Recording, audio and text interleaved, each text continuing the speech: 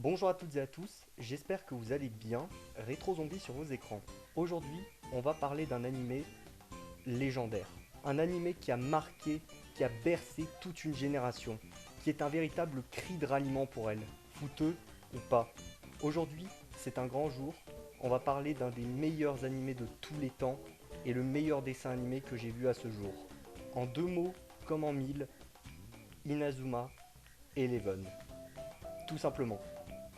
Des questions? C'est un animé qui a pour principal sujet le football. Alors, je vous rassure, je vais pas parler que d'animé de football. J'ai plein de projets différents pour ma chaîne. Donc, il s'agit de l'adaptation en animé du jeu éponyme sorti en 2008 sur Nintendo DS, soit 10 ans après la création de Level 5, qui fête donc ses 25 ans cette année. L'animé est sorti quelques mois après le jeu. Et je sais pas pourquoi, mais Level 5, qui ont fait Professeur Layton aussi, ils ont dû se prendre un coup sur la tête et ils se sont dit, eh les mecs, ça vous dit, on fait une adaptation en animé du jeu qui vient de sortir sur DS il y a quelques mois et on en fait un des meilleurs animés de tous les temps. Je ne vois que ça comme explication. Vous allez voir, cet animé est incroyable. Mais on y vient. L'animé fête donc ses 15 ans cette année. Personnellement, je l'ai vu pour la première fois sur Gulli en 2013, quand Gulli était à son prime et que ça passait avec Radz, Corneille et Bernie, Power Rangers Samouraï, etc. Je me souviens quand j'étais chez mes grands-parents et que je regardais Gulli presque toute la journée. C'était de très bons souvenirs. Et Inazuma Eleven était une des principales raisons pour laquelle Gulli était à son prime à ce moment-là. C'était le roi des dessins animés sur Gulli. Ça fait donc 10 ans. Oui, je sais, 2013, c'était il y a 10 ans. C'est l'un des premiers trucs que j'ai entendu lors du passage en 2023. Mais pour tous ceux qui sont choqués de ça, essentiellement des gens de ma génération, j'aimerais leur dire une chose.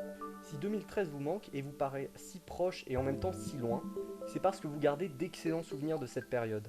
C'est aussi mon cas. Et c'est une bonne chose. Maintenant, si 2013 était il y a 10 ans et que le temps vous a paru passer si vite, ce n'est pas grave. Vous pensez juste que vos meilleurs jours sont derrière vous. Mais ce n'est pas vrai. Pour que le temps passe moins vite, profitez de la vie et de ses petits plaisirs. Et vous ne serez plus attristé du temps qui passe parce que vous savez que vous en aurez bien profité. Ça fait donc 15 ans que l'anime est sorti et 10 ans qu'il est passé sur Gulli et que je l'ai vu pour la première fois.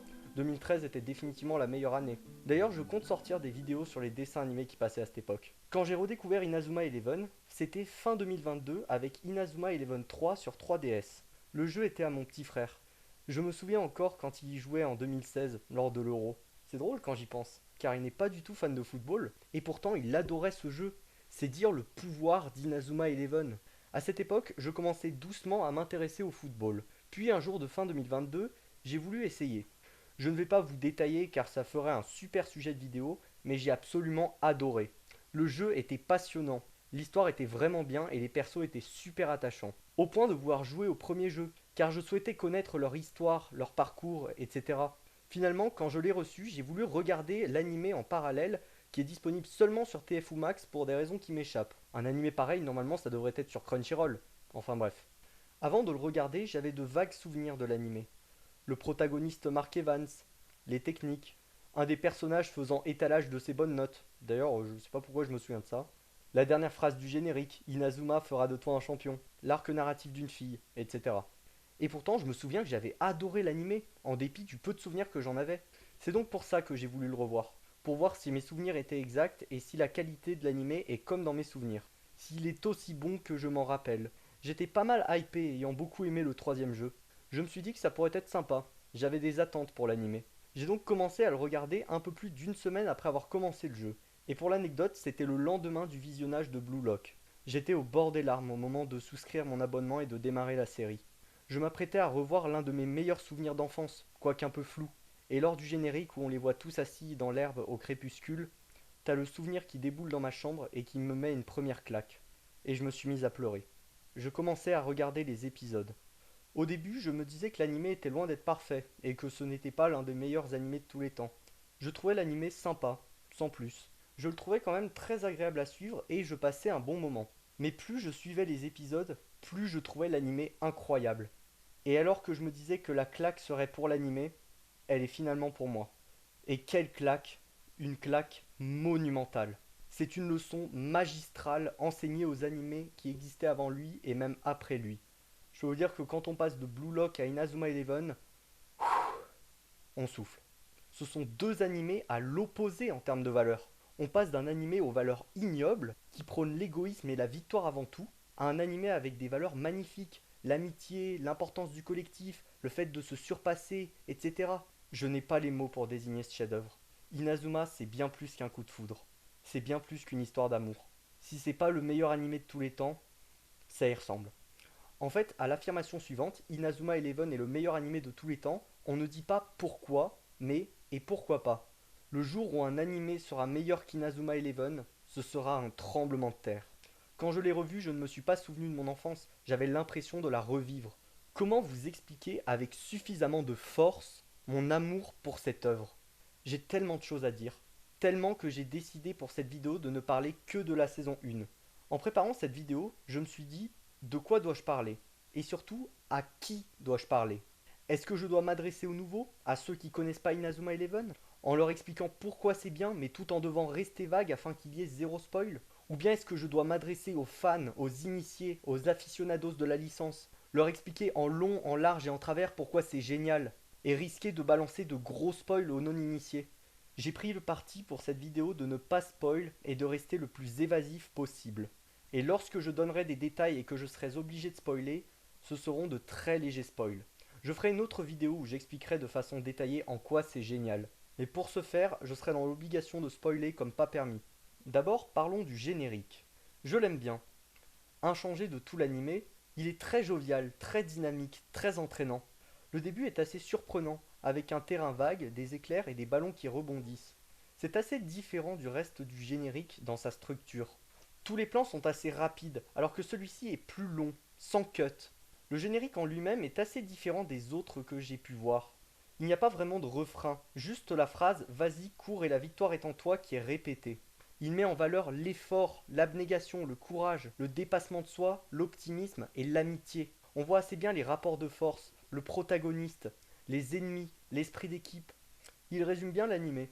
À la fin de chaque épisode, on a les trois filles principales dans l'animé qui chantent à un concert pour dire à quel point elles aiment l'équipe. J'aime bien aussi ce générique de fin.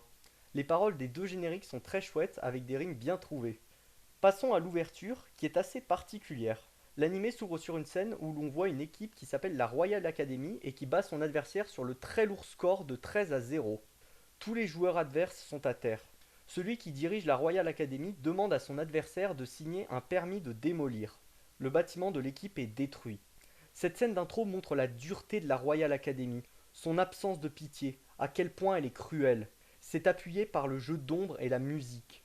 L'originalité de cette scène est que ça ne montre pas le ou les héros, mais ce qui semble clairement être les méchants. Après ça, nous avons un écran titre avec le nom de l'épisode Jouons au football, avec une musique toute mignonne qui contraste radicalement avec l'ambiance inquiétante de la scène précédente. Arrêtons-nous là-dessus. Déjà, le fond est très intéressant. Il s'agit d'un terrain avec toutes ses dimensions. Le but est d'apprendre le football aux non-initiés, en leur apprenant des informations de base comme les dimensions d'un terrain, notamment le fait que la distance entre la ligne de but et le rectangle intérieur de la surface de réparation, duquel le gardien fait sa relance, est de 5,50 m et non 6 mètres, contrairement à une idée reçue. Ce fond montre la démarche tout à fait louable de l'animé d'enseigner le football à ceux qui ne connaissent pas ce domaine. Ensuite, attardons-nous sur le titre. Jouons au football. Jouons et non pas faisons du football. La nuance est importante ici. Le titre est une invitation au jeu adressée à un collectif avec la première personne du pluriel et indirectement au spectateur. Car comme l'animé va nous le rappeler souvent, le football est un sport collectif où tout le monde a une utilité. Par ce titre, l'animé rappelle que le football, avant d'être un sport avec tous les enjeux que cela implique, est avant tout un jeu, un loisir, un plaisir. Remettons-nous dans le contexte. En 2008, le prix des transferts de joueurs ne cessait d'exploser. Le record de l'époque était le transfert de Zinedine Zidane au Real Madrid avec 73,5 millions d'euros. Et alors que le record s'apprêtait à être battu par le transfert de Cristiano Ronaldo au Real Madrid en 2009 pour 94 millions d'euros, et que les gens commençaient à se plaindre qu'il y avait trop d'argent dans le football, l'animé arrive pour rappeler l'essentiel du football, le jeu en lui-même, le plaisir que cela procure, et les simples valeurs d'amitié et d'abnégation notamment, avant les montagnes d'argent que cela génère. Et pourtant, bien que ce soit un simple jeu en apparence, il s'agit de quelque chose de véritablement sérieux, comme les enjeux que cela soulève. C'est là tout le paradoxe du football. C'est qu'un jeu, mais c'est bien plus qu'un jeu. Comme le football est un sport collectif, l'anime va étudier les différents rapports du groupe, que ce soit entre les joueurs, avec leur entourage et celui qu'ils entretiennent avec le football. Dans cet animé va se jouer des enjeux très sérieux ayant un lien avec le football. Beaucoup de persos ont des problèmes liés à leur famille, par exemple, et impliquant le football. L'anime parle non seulement du football en lui-même, les matchs, les techniques, la tactique, le collectif, etc., mais aussi de ce qu'il y a autour, l'amitié, le dépassement de soi, que ce soit lors des matchs ou pour apprendre de nouvelles techniques, les relations entre les joueurs et ou leur famille.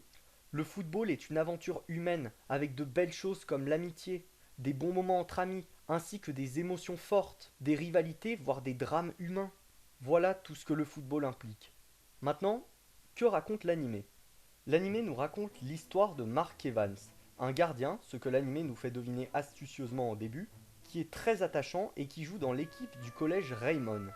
C'est un véritable passionné de football qu'il a hérité de son grand-père. Il est extrêmement enthousiaste à l'idée d'y jouer. Il a une détermination incroyable pour le foot. Et justement, tant qu'on parle de football, laissez-moi apporter une précision sur le football dans cet animé pour ceux qui ne sont pas familiers à cet univers. Le football dans Inazuma Eleven ressemble beaucoup au nôtre. Mais la particularité dans cet univers, c'est qu'il utilise ce que l'on appelle des techniques. Ce sont des sortes de pouvoirs très variés qui permettent de frapper plus fort dans un ballon, de défendre ou de dribbler son adversaire. On peut également utiliser une technique pour en contrecarrer une autre, en particulier une attaque. Par exemple, on peut utiliser le feu pour frapper plus fort dans un ballon ou se dédoubler pour dribbler l'adversaire. Et c'est ce détail qui change tout dans cet univers. L'anime va beaucoup se concentrer là-dessus. La plupart des buts vont être marqués par des techniques, et les personnages vont en apprendre de nouvelles et les améliorer encore et encore. Poursuivons l'histoire. Mark a pour ambition de jouer et de gagner le football frontière. Il s'agit d'un tournoi national dans lequel les différents collèges à travers tout le Japon vont s'affronter. Le problème, c'est que son équipe a seulement 7 joueurs. Lui-même, Jack, un défenseur imposant physiquement, mais extrêmement émotif et peureux, Timmy, gars de petite taille, adepte du kung-fu, Kevin, un attaquant au fort caractère, un gros dur en apparence, Todd, Sam et Steve. Non seulement ils sont 7, mais en plus ils n'ont même pas de terrain pour s'entraîner, tous occupés par les différents clubs du collège. Et ce ne sont pas les tentatives malheureuses de réservation de terrain de Sylvia, grande amie de Mark, qui vont améliorer la situation. Mark est obligé de s'entraîner au bord de la rivière de la ville avec des gamins d'école primaire.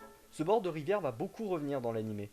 On se dit qu'ils n'ont aucune chance de jouer le football frontière, encore moins de le gagner, et que Mark Evans n'est qu'un doux rêveur naïf. L'histoire pourrait s'arrêter là, avec une bande de losers, pas assez égoïstes sûrement, lol, qui n'attire personne et sur laquelle pèsent des rumeurs de dissolution. Mais l'histoire ne fait que commencer.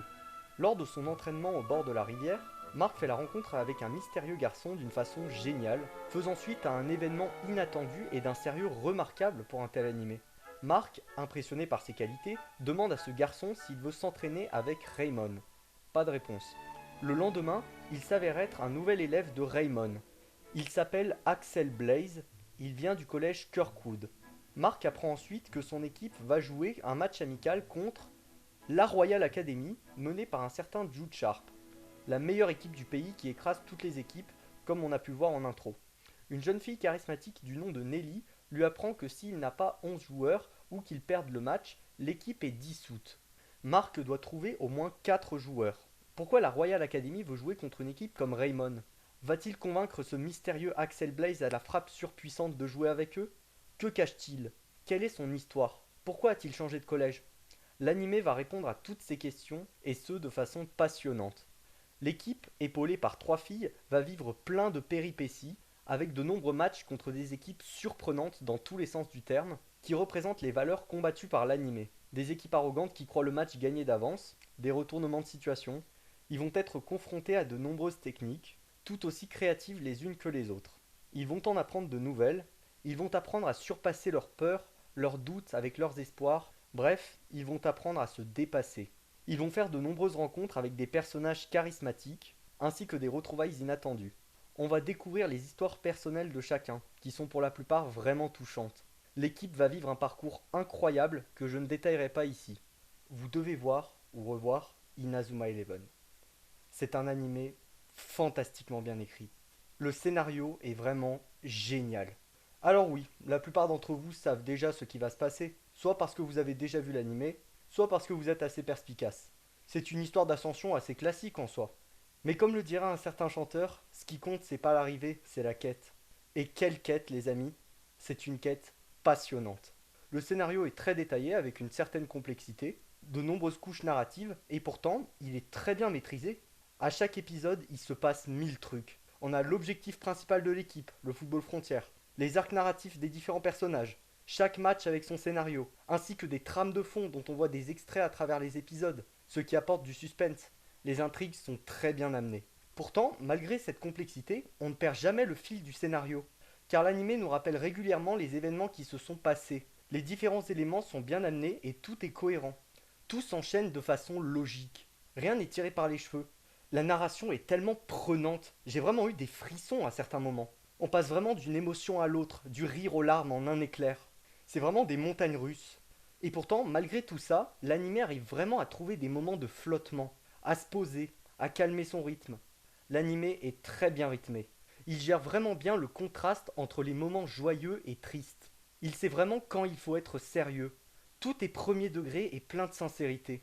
Les matchs en eux-mêmes sont passionnants, avec des scénarios incroyables, genre des arrêts sur la ligne, des buteurs inattendus, des sacrifices pour l'équipe, des retournements de situation dingues. Bref, exactement ce que Blue Lock critique 15 ans plus tard. On ressent quasiment les émotions d'un vrai match. À chaque match, Raymond va tenter de battre les différents collèges qu'il croise, avec des techniques, dans tous les sens du terme, plus ou moins surprenantes. Chaque équipe que Raymond affronte est une métaphore d'un mauvais côté du foot. Souvent des équipes arrogantes qui croient le match gagné d'avance, ou alors des équipes qui prennent le foot beaucoup trop au sérieux. Les différentes manières qu'a Raymond de battre les différentes équipes sont très intéressantes. La raison pour laquelle Raymond les bat est vraiment cohérente. Et ce que je trouve le plus cool, c'est que c'est pas le cliché de Raymond qui gagne facilement parce qu'il croit en eux et qu'il n'abandonne jamais. Parce que les équipes adverses ne s'effondrent pas simplement quand Raymond trouve leur faille. C'est ça l'aspect qui m'a le plus surpris. L'anime arrive vraiment à être imprévisible. Quant aux techniques en elles-mêmes, elles sont géniales. D'abord, elles sont bien trouvées et incroyablement créatives, que ce soit d'un point de vue visuel ou le nom des techniques. Ensuite, la manière dont l'anime construit son scénario autour des techniques est vraiment cool. Nos héros vont apprendre de nouvelles techniques entre deux matchs en réponse à la manière de jouer de l'équipe adverse. Le fait que nos héros apprennent de nouvelles techniques et que c'est la métaphore qu'il faut se surpasser, tout donner, j'aime beaucoup. L'anime est tellement inspirant. Aussi, leurs usages en match est super bien amené. Les personnages vont utiliser des techniques et des tactiques pour les contrer. À chaque fois qu'un adversaire utilise une attaque, on se demande si Mark va les arrêter, parce que c'est vraiment imprévisible. Parfois, une même technique de Mark n'aura pas toujours la même efficacité contre une même technique d'attaque. Il en est de même pour les attaques de Raymond. On ne sait pas si ça va faire but, et c'est là aussi imprévisible. Ça rajoute vraiment une tension dans les matchs. Les façons dont Raymond parviennent à battre les différentes équipes sont géniales, que ce soit par des techniques ou grâce à des méthodes plus surprenantes. Les problématiques sont bien exposées, les principales concernent les techniques. Leur narration va se baser sur le fait qu'à chaque équipe que Raymond va affronter, les personnages vont être confrontés à de nouvelles difficultés, qu'ils vont devoir surmonter en apprenant la plupart du temps de nouvelles techniques, en surpassant leurs limites et leurs peurs. Parlons un peu des personnages justement. Ils sont très bien écrits. Et ce qui est le plus fou, c'est que l'anime accomplit l'exploit olympique de rendre quasiment tous les personnages attachants ou au moins intéressants. Ce qui est dingue pour un anime qui parle d'une équipe de football, donc d'un groupe d'au moins 11 personnes. Et c'est sans parler des personnages annexes, ne faisant pas partie de l'équipe. Comme dans une équipe de football, personne n'est inutile. Ils ont quasiment tous leur personnalité, tout en étant bien nuancés, ce qui est très dur à faire. Ce ne sont pas de simples archétypes. Les personnages ayant chacun leur personnalité, tout le monde peut s'identifier à eux. Et quelque chose d'assez incroyable, c'est quand j'ai demandé à des gens quel est leur personnage préféré. Sur 5 personnes, en comptant moi, aucun n'a le même personnage préféré. Ça témoigne de la richesse d'écriture de l'animé. Beaucoup de personnages ont leurs propres arcs narratifs, avec au moins 7, rien que pour ceux apparaissant dans l'épisode 1. Ils connaissent une évolution fantastique. Attardons-nous sur quelques-uns d'entre eux. Tout d'abord, Mark Evans. Il incarne parfaitement le pur esprit du football. Il est incroyablement passionné par le football, pour lequel il a une détermination sans faille. Un des personnages le décrit de la façon suivante dans la saison 2. Ce garçon est un vrai cinglé de football. C'est sans doute le plus beau compliment qu'on puisse lui faire.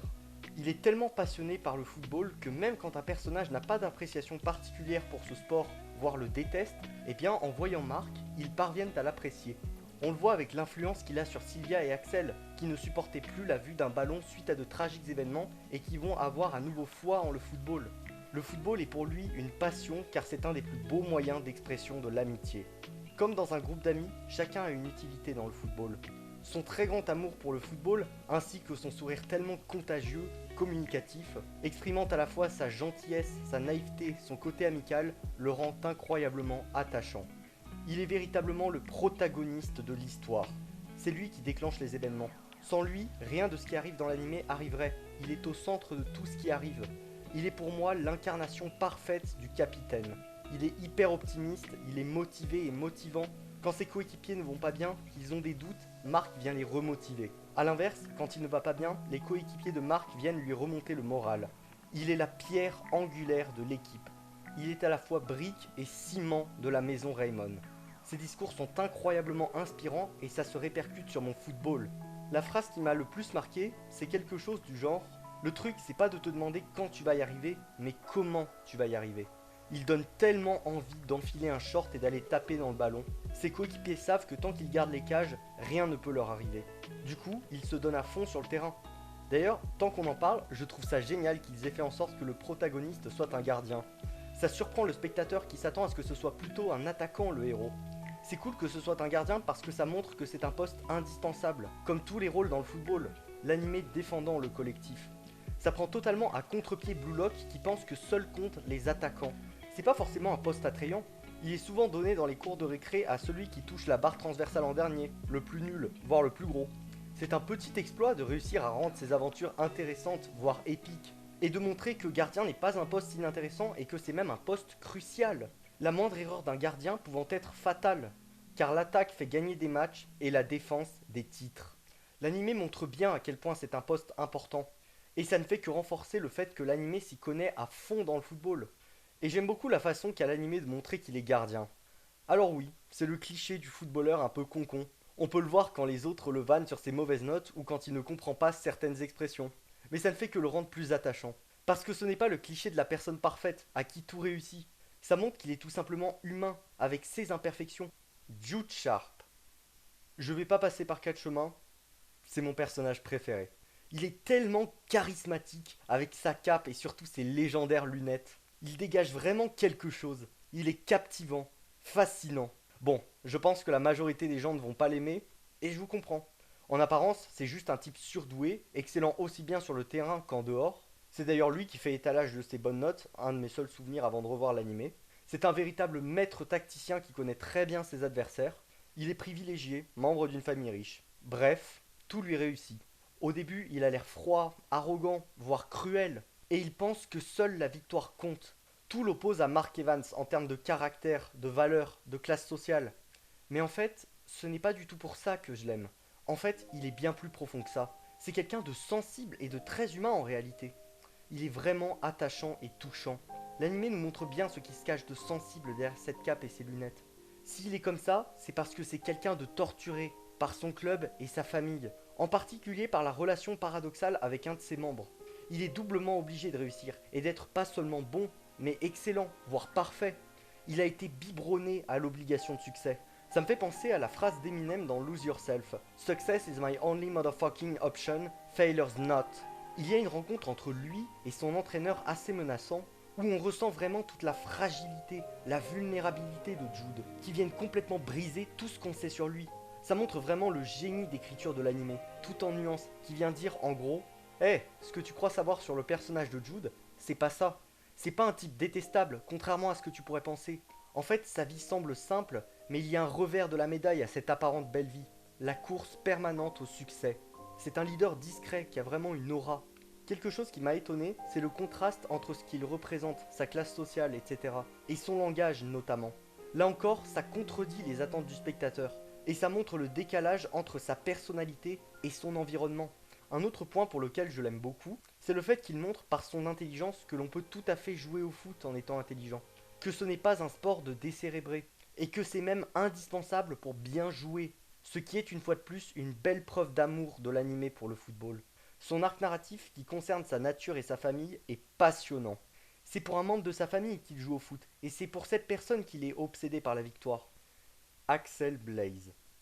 Pour lui, c'est un peu particulier. Je ne suis pas un grand fan, je le trouve un peu surcoté. C'est un peu mi-figue, mi-raisin. Je m'explique. Ouais, il est cool, il a une personnalité intéressante, il a un côté mystérieux, mais je ne suis pas un grand fan. Je le trouve un peu cliché. Je peux pas m'empêcher de le trouver un peu froid, sans mauvais jeu de mots. Oui, son arc narratif est poignant. Je vais pas spoil, mais c'est lié à un membre de sa famille. Il s'agit d'un événement qui lui a fait perdre foi en le football, l'accusant d'être indirectement responsable de cet événement. Alors oui, c'est touchant, mais j'aurais souhaité qu'on insiste un peu plus sur la relation entre Axel et ce membre de sa famille. Je trouve que l'animé aurait pu aller plus loin de ce côté-là. Mais malgré tout, il reste très charismatique.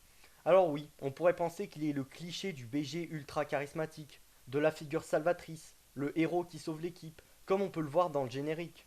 Mais tout ça, c'est avant l'épisode 5, dans lequel la figure du héros va être repoussée dans ses derniers retranchements. Axel va apprendre une nouvelle technique et la tenter encore et encore. Puis il y parvient finalement. On a un instant très court, tellement furtif que je ne l'ai pas vu la première fois. J'ai décidé de rembobiner. Et j'ai bien fait. C'est un moment où Axel, après avoir réussi la technique, s'effondre. Et juste avant de s'effondrer, il sourit. Ça montre qu'Axel n'est pas qu'un simple héros qui réussit facilement, qu'il s'entraîne de façon acharnée, et que son sourire est la preuve de sa satisfaction de réussir après s'être entraîné dur, qu'il n'est pas dénué d'émotion. Jack Wallside. Je le trouve très amusant et attachant. Bon, c'est le cliché du gros qui est défenseur central au foot et qui est très émotif, très peureux. Il y a pas mal de blagues sur sa corpulence et sur son émotivité. Pourtant, j'ai pas l'impression que l'animé se moque de Jack, mais rit avec Jack. L'animé le rend vraiment touchant. Il y a une vraie tendresse dans le traitement qui lui est fait. Son développement est très intéressant. Il va apprendre à surpasser ses peurs, poussé par Mark et son petit frère. Ça le rend vraiment attachant. Ce n'est donc pas qu'un stéréotype. William Glass. C'est complètement le stéréotype de l'intello avec ses lunettes. Il a un peu un côté schtroumpf à lunettes. Il est assez arrogant, il se prend pour un héros, il fait le malin. Mais en réalité, c'est le gars qui se la pète, mais qui est un loser. Pourtant, il est bien plus intéressant qu'il n'y paraît. Il a une vraie utilité dans l'histoire, contre toute attente. C'est bien plus qu'un simple objet de moquerie. Bien sûr, c'est une critique de l'arrogance dans le football, par l'échec de celle-ci. Mais il va aller au-delà de ça, va évoluer et se sacrifier pour l'équipe. Aussi, c'est un véritable otaku, un vrai geek, passionné par tout plein de domaines aussi différents que spécifiques. Et il semble vraiment être traité avec respect, ce que je trouve vraiment bien. Il montre une fois de plus qu'Inazuma Eleven est un véritable hymne à la tolérance, que tout le monde peut jouer au foot. D'ailleurs, c'est lui qui va trouver le nom des techniques. Vous l'avez vu avec ses exemples, l'anime propose des personnages typés tout en étant nuancés, qui évoluent bien tout en restant fidèles à leurs principes, leur caractère. C'est ça pour moi la façon dont des personnages devraient évoluer. On a vraiment la sensation d'être devant d'authentiques personnes. Mais comme je l'ai dit, ce sont des exemples. Comme je l'ai dit, l'anime réussit l'exploit de rendre intéressant la quasi-totalité des personnages. Quasiment aucun d'entre eux n'est inutile. Je n'ai pas le souvenir d'un personnage qui soit mauvais. Ils sont tous intéressants, ou au moins drôles. Ils ont chacun leur motivation, y compris les méchants qui ont pour la plupart des raisons d'agir ainsi. Les relations entre les personnages sont très bien faites. L'anime va beaucoup jouer avec la notion d'amitié, car l'amitié est un prisme du football, symbolisé par Mark Evans, car avant d'être des joueurs, ce sont avant tout des amis. Comme on suit la vie d'une équipe, on suit la vie d'un groupe d'amis, avec beaucoup de moments joyeux, des répliques qui font sourire, etc. On a vraiment une atmosphère géniale. On a vraiment l'impression de faire partie d'un groupe de potes. Ça donne vraiment envie de jouer au football. L'anime insiste beaucoup sur ce qui se passe en dehors des matchs, des terrains, comme les intrigues, les arcs narratifs, qui ne sont souvent pas liés au football.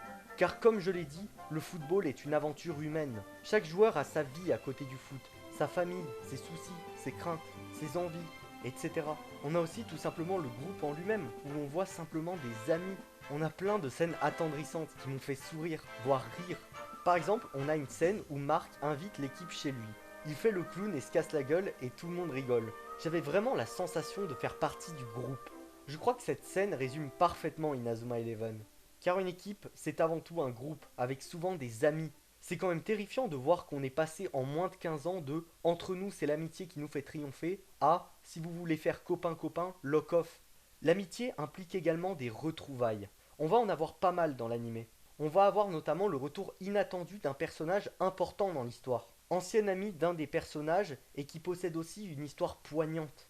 On va avoir aussi des conflits, des rivalités passionnantes, notamment celle entre Mark et Jude. Jude prend le football très au sérieux, alors que pour Mark, c'est avant tout un plaisir. Je ne les détaillerai pas ici, mais elles sont bien amenées, et l'anime nous propose des réflexions intéressantes sur la notion de rivalité dans le football.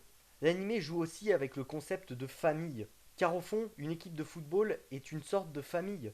Chaque joueur a sa place dans l'équipe, car il aura forcément tôt ou tard une utilité, un rôle à jouer. Marc le rappelle souvent, en mettant en avant l'utilité de chacun, il les guide vers la victoire. Quand je vous dis que c'est un grand capitaine, Marc a une influence énorme sur les personnes qu'il rencontre.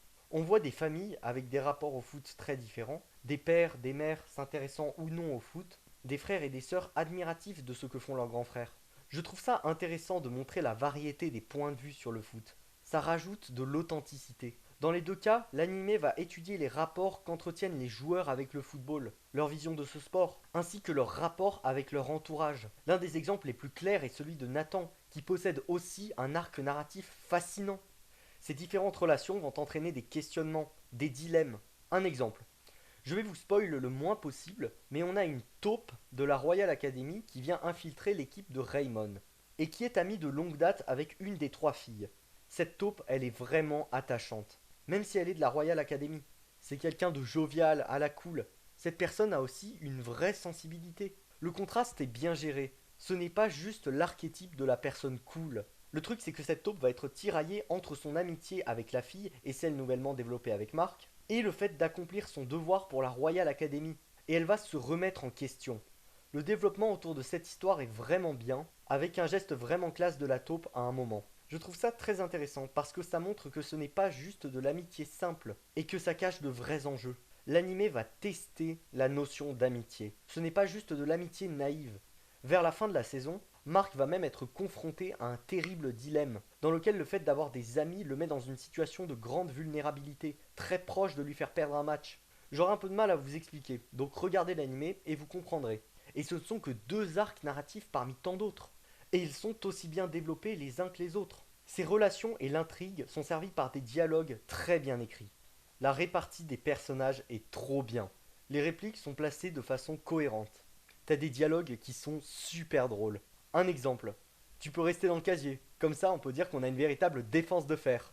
T'as des répliques qui donnent des frissons. Genre un personnage qui dit je vais l'arrêter, même si je dois me casser un bras.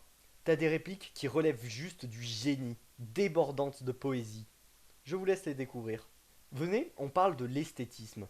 L'anime est assez basique d'un point de vue de la qualité graphique. Mais pour moi, c'est ça un anime. Ça ressemble complètement à l'idée que je m'en fais en tout cas. Je pense que si on demande à des gens qui s'y connaissent pas trop en anime, ils vont aussi dire qu'un anime, ça ressemble à ça. Mais malgré cette apparence, l'anime se démarque sur certains points. On a notamment l'utilisation de la 3D dans certaines scènes. Alors oui, elle n'est pas toujours très belle. Mais bon Dieu, est-ce que vous connaissez beaucoup d'animés sortis en 2008 ou avant qui utilisent de la 3D? Mais je crois que le plus impressionnant reste la qualité du design des personnages. L'apparence des personnages est très bien pensée. Les personnages sont très variés et représentent bien leur collège chacun à leur manière. Ils ont vraiment du charisme. Ils contribuent au côté un peu déjanté, excentrique de la série. Le design des stades est magnifique. Les décors sont vraiment sublimes et ils participent à l'ambiance, qui est à la fois très académique, très studieuse et en même temps très joviale, ensoleillée. Elle a aussi un côté incroyablement nostalgique, avec beaucoup de scènes de crépuscule. Ça rend l'animé très agréable à regarder. On se sent vraiment bien. Et le contraste entre ces scènes-là et les scènes d'action est très bien fait. Scènes d'action qui sont bien servies par l'incroyable créativité des techniques. T'as une technique qui s'appelle le triangle de la mort. Il faut quand même le trouver. C'est un univers très bien pensé, bourré de créativité. On est bluffé à chaque fois par les bonnes idées qu'apporte cet univers. J'aime beaucoup l'humour, en particulier visuel de l'animé, notamment les expressions faciales, la gestuelle, etc. L'animé a vraiment un aspect théâtral. Par exemple, quand trois personnages à l'esthétique déjantée, qui sont des retrouvailles pour un personnage, se présentent. C'est ridicule, mais tellement assumé que ça en devient hilarant. De manière générale, j'adore le côté excessif, extravagant de l'animé, avec le score complètement dantesque de la Royal Academy au début, son arrivée au collège Raymond, les techniques et leurs répercussions sur le terrain, l'aspect des personnages ou juste le fait qu'ils défient la gravité. Oui, on peut dire que c'est excessif. Pour autant, on ne peut pas dire que l'animé assume pas. L'animé va à fond dans son délire, du coup ça reste crédible. La musique est super cool. On a des morceaux très joyeux qui donnent le sourire, des musiques avec plus de tension. ou encore des musiques vraiment émouvantes. Les instruments utilisés sont très variés et montrent l'étendue folle du registre des musiques. On jurerait que les différentes musiques ne font pas partie du même animé. Les musiques participent à l'ambiance de la série et sont vraiment mémorables. Tant qu'on est dans le registre du son, j'aimerais parler de l'AVF que je trouve vraiment cool. A l'instar des musiques, les doublages sont aussi mémorables. D'abord, la voix de Mark Evans. Pour l'anecdote, son doubleur VF est Pablo Andrés Hertzens, comédien belge qui a doublé dans One Piece et qui a doublé Jinka, personnage principal de la saga Beyblade Metal.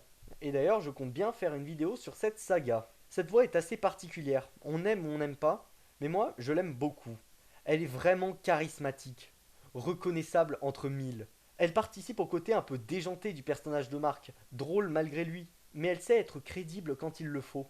J'ai à peu près la même chose à dire sur la voix de Jude Sharp, doublée par Christophe Espel. Là encore, c'est assez particulier, mais je trouve que ça colle bien au personnage, comme pour le reste du casting. J'ai pas le souvenir d'une réplique qui soit mal jouée. Est-ce qu'on serait pas face à un des animés les plus cultes de tous les temps? On a quand même des personnages incroyablement charismatiques et des techniques mémorables. On a une fanbase particulièrement solide. Le youtubeur Inazuma le plus connu dans le YouTube game français, à ma connaissance, c'est Rems avec plus de 50 000 abos. Pour moi, la différence entre Blue Lock et Inazuma Eleven, c'est que dans 15 ans, les gens se souviendront encore d'Inazuma Eleven. Ils en parleront encore. Tandis que pour Blue Lock, je ne suis pas sûr qu'il y ait ne serait-ce que la moitié des gens qui s'en rappelleront dans 5 ans. Mais alors, comment expliquer que cet animé n'est pas considéré comme un des plus grands de tous les temps? Parlons un peu des défauts. Déjà, l'introduction où les adversaires doivent signer un permis de démolir, censé symboliser la toute-puissance de la Royal Academy, matérialisant le fait qu'elle détruit tout sur son passage, c'est pas crédible. Ensuite, le coach de la Royal, qui est l'archétype du big boss avec ses hommes de main. C'est particulièrement cliché. Mais j'ai pas envie de blâmer ça. Je trouve que ça ajoute vraiment du charme à la série. Que ça renforce son côté excessif, excentrique. Enfin, certains éléments de dénouement de scénario ne sont pas amenés de manière très subtile. Par exemple, la première fois où Mark fait sa fameuse main céleste, ou bien la façon qu'il a de déjouer la tactique d'une équipe adverse. Ça fait vraiment Deus Ex Machina. Dommage quand on sait que le reste est amené de façon crédible. Mais ce ne sont que de menus défauts. Alors, qu'est-ce qui peut expliquer l'oubli apparent de la série, si ce ne sont pas les défauts? Est-ce que ce sont les techniques? Pourtant, les techniques en elles-mêmes, c'est même pas 10% de l'animé, si on exclut bien entendu la narration autour. Elles sont le centre de l'animé, mais on ne peut pas les résumer qu'à ça. Est-ce que ça fait gnangnan? J'aimerais dire quelque chose à ceux qui pensent que l'animé n'est pas mature. C'est vrai, on a des moments un peu niais, et c'est vrai que l'animé est un peu caricatural, un peu excessif. Mais on a vu que les personnages, bien qu'un peu simples au début, bien qu'ils soient un peu archétypaux, sont en fait bien plus complexes qu'il n'y paraît. Et puis j'invite toutes les personnes pas convaincues par ce que je dis à prêter attention à l'arc narratif d'Axel Blaze ou de Jude Sharp par exemple. Et on en reparle. Oui, c'est un peu naïf, mais j'aime la façon naïve qu'a l'animé de défendre le foot. Ça me fait penser au foot à l'école primaire, avec le ballon en mousse, le gamin qui nous invite à jouer, qui veut qu'on soit son ami et tout. Moi je pense que si on parle pas beaucoup de l'animé, c'est à cause du marketing, ou plutôt de son absence de marketing. Vous connaissez beaucoup de posters ou de figurines Inazuma Eleven, vous? C'est à peine si on a des cartes à collectionner et une vingtaine de displays. D'ailleurs, j'ai acheté la mienne. Je pense que si Level 5 avait fait plus de produits dérivés, on en parlerait plus. Mais malgré cet apparent oubli, il semble y avoir un respect insidieux pour Inazuma Eleven. Je suis tombé sur un post Twitter qui disait: il y a 12 ans jour pour jour, l'anime Inazuma Eleven se terminait. Quel est votre moment préféré? J'aime beaucoup le fait qu'on ait demandé quel est le moment préféré des gens, et pas s'ils ont aimé l'anime. Ça montre que l'anime est tellement bien, qu'il y a tellement de bons moments, qu'on demande aux gens de choisir leur préféré. Vous l'aurez compris, on est sur un anime cultissime, mais qui offre bien plus que des techniques et des personnages mémorables, qui se laisse apprécier d'abord pour le côté pur football, le fait que ces auteurs aient vraiment une volonté de transmettre leur amour pour le football, ensuite pour son scénario. On est sur un chef-d'œuvre de maîtrise scénaristique, d'arc narratif, aux intrigues passionnantes avec des personnages touchants, certaines manigances, des relations très intéressantes entre les personnages, amitié, famille, qui rendent l'animé captivant. On prend tellement de plaisir à assister à cette histoire d'ascension d'un groupe, à voir son évolution et surtout celle des personnages. On aime en tant que spectateur avoir nos attentes contredites par l'animé, que ce soit pour les intrigues, les scénarios de match ou les personnages. Parce qu'au fond, ce qui fait la beauté du football, c'est son incertitude, son imprévisibilité. Par son côté exaltant visuellement et débordant de créativité et de bonnes idées, cet animé a su faire rêver toute une génération. Et même s'il est parfois un peu excessif dans ce qu'il dit, ce qu'il montre, parfois un peu gnangnan, c'est souvent pour de bonnes raisons et ça ne fait que le rendre un peu plus sympathique. Enfin, on l'aime pour son ambiance agréable, appuyé par ses visuels magnifiques, la vie du groupe, son humour. On a énormément de contrastes. On passe de moments inquiétants à hilarants, du rire aux larmes, de joie comme de tristesse, en un clin d'œil. On passe un très bon moment devant cette série. On aime voir les matchs être gagnés par différentes techniques, dans tous les sens du terme, et ce de façon épique. On prend du plaisir à voir l'animé parler d'autre chose que du football, à voir un groupe de potes authentiques. On prend du plaisir à voir la richesse des arcs narratifs, des intrigues et leurs résolutions, servis par de très bons dialogues, ponctués de gags drôles, le tout dans une ambiance magnifique. Surtout, c'est un animé qui a des moments d'une grande maturité, là encore inattendu pour un tel animé, comme vous allez le voir avec les arcs narratifs d'Axel ou encore de Jude, et qui n'a pas besoin de faire couler le sang ou d'utiliser quelconque grossièreté pour le prouver, contrairement à certains animés. On est face à un grand animé, un très grand qui cache bien son jeu, qui est bien plus qu'un animé sympa à regarder. Cet animé est incroyable. On tient là une véritable lettre d'amour au football, rappelant toute l'importance de l'amitié et par extension du collectif, l'un des deux pouvant être soit cause, soit conséquence de l'autre. C'est un animé à la fois profondément ancré dans son époque et en même temps si intemporel, qui est bien plus qu'une simple Madeleine de Proust. C'est un animé qui aura marqué toute une génération, qui aura su influencer tellement en bien. C'est un animé qui a un propos parfaitement valable encore maintenant, surtout à l'époque d'un animé comme Blue Lock. Prenez-vous un abonnement TF Max. Pour 4 € par mois, je peux vous dire que ça vaut vraiment le coup. Je veux que cette œuvre soit dans le top des tendances de la plateforme. Les amis, montrez votre amour pour Inazuma Eleven. Vous n'êtes pas tout seul. Ce serait terrible si Blue Lock venait à remplacer Inazuma Eleven dans le cœur des gens. Il ne faut pas que ce soit l'hymne de la nouvelle génération. Et c'est à nous d'agir. Il faut montrer l'exemple. C'est à nous de passer le flambeau. Montrer qu'on est là. Il fallait que je fasse cette vidéo. Je ne pouvais pas rien faire pour fêter les 15 ans d'un animé qui m'aura tellement marqué, que j'aurais pris tellement de plaisir à regarder, qui m'aura donné tellement d'émotions, voire de frissons. J'étais tellement loin de m'imaginer à quel point cet animé serait qualitatif. J'étais parti pour un petit voyage vers les origines, et finalement, je me retrouvais embarqué dans une aventure passionnante. En tout cas, je voulais dire à tous ceux qui ont participé de près ou de loin à la création de cette série, merci. Merci monsieur Akihiro Ino d'avoir eu l'idée de cet animé. Je sais que vous ne tomberez sûrement jamais sur cette vidéo, je ne vous rencontrerai peut-être jamais, mais si je fais cette vidéo, c'est pour vous remercier pour ce chef-d'œuvre, et pour lequel je laisse cette trace sur internet. Merci à tous les dessinateurs, les chara-designers, pour les décors, les techniques, les personnages, les visuels cultissimes. Merci aux concepteurs d'images 3D qui auront su nous surprendre. Merci aux doubleurs pour leur voix tout autant culte. Merci à toutes et à tous. Je ne sais pas si ma prochaine vidéo sera sur la saison 2 d'Inazuma, un retour sur la saison 1 ou si ce sera une toute autre vidéo.